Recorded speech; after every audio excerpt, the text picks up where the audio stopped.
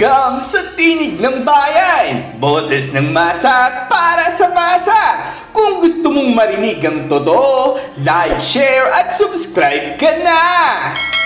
Magandang araw mga katinig ng bayan! Nandito na naman tayo sa isang bagong reaksyon na puno ng political spice. Ngayon, pag-uusapan natin ang bagong post di umano raw ni Kitty Duterte sa isang official Facebook page. Kano? Yun nga lang kasi walang verified badge patungkol nga raw kay Attorney Guanzon, ang bagong spokesperson nga umano raw sana ni VP Sara Duterte.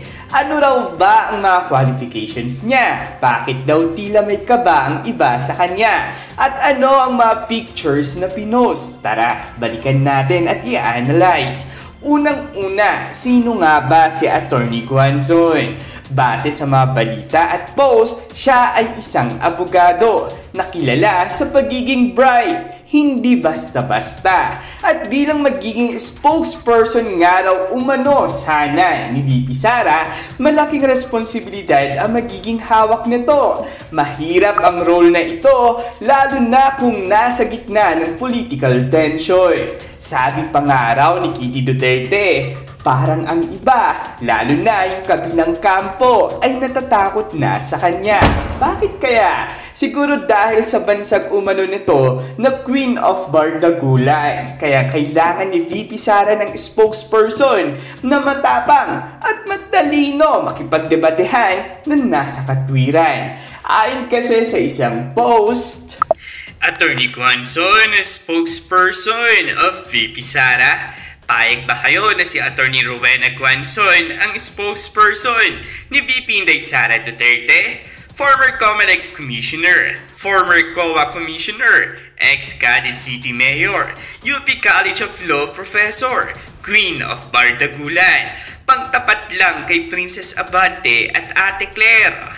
Ano ba ang ibig sabihin ng Bardagulan? Sa konteksto ng post ni Kitty Duterte, parang ito ay isang bansag para sa mga kalaban na masyadong matindi at matapang. Parang queen ng intriga. Dito pumapasok si Attorney Guanzon sana bilang pangtapat umano raw kina Princess Abante nga raw at ang pinansagang Ate Claire, mga personalidad na kilalang matatapang nga rin naman sa mga banatan at komentaryo. May mga larawan raw na pinakita si Kitty Duterte na hindi agad lumalabas sa iba.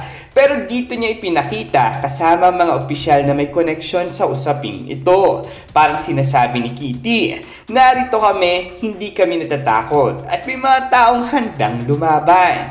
Ang pagiging abogado nga raw ni Attorney Guanzon ay malaking plus sa kampo sana umano ni VP Sara. Sa mga panahon ng matinding political pressure, kailangan ng matibay na spokesperson na hindi basta-basta matitinag. Kung titingnan, si VP Sara ay nasa critical na posisyon. Isa siyang rising star sa politika.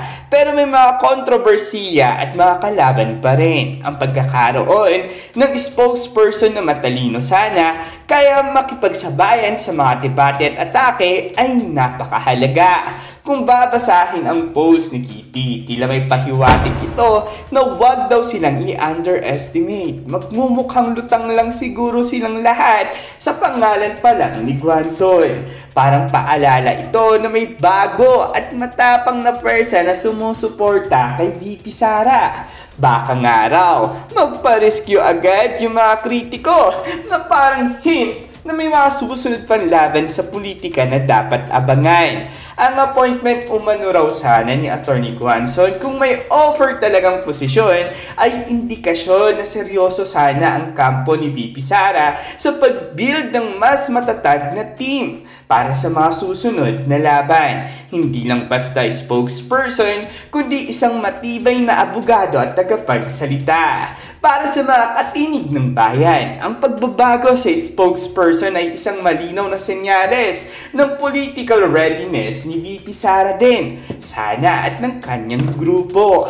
Dapat abangan ang mga susunod na hakbang at mga galaw nila kung papakinggan nila ang tinig ni Kitty Duterte. So mga katinig ng bayan, anong masasabi ninyo? Kailangan ba talaga ni VP Sara ang isang spokesperson na ganito kalakas at katapang, or may iba pa kayong nakikita sa mga galaw ng kampo ni VP Sara? At kung pagbabatayan pa nga mga usaping umiikot ngayon sa mundo ng social media, sabi pa nga sa balita, Kwensoin, Sara Duterte's visit to Leni Robredo, a masterstroke.